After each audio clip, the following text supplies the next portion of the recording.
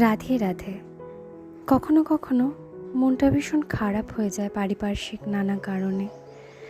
তখন যেন হাজার বুঝিয়েও মনকে ভালো করা যায় না।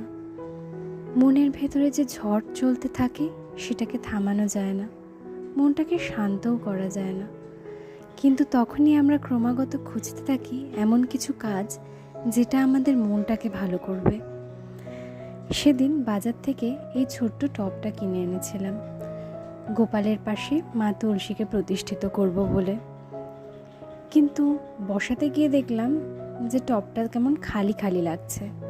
তাই ক্লে আর রং তুলি নিয়ে বসে পড়লাম মা তুলসীকে বানাতে। এর আগে আমি ক্লে দিয়ে অনেক কাজ করেছি জানো, কিন্তু ফেস বানাইনি কোনো দিন। ফেসটা এই ফার্স্ট টাইমই বানালাম। জানি তার জন্য খুব একটা ভালো হয়নি, কিন্তু এই ছোট্ট চেষ্টা করলাম।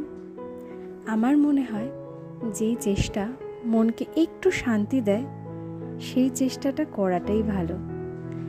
নেক্সট টাইম নয় আর একটু ভালো করার চেষ্টা করব। এটা পুরো আর্টটা কমপ্লিট করে আমি চলে গিয়েছিলাম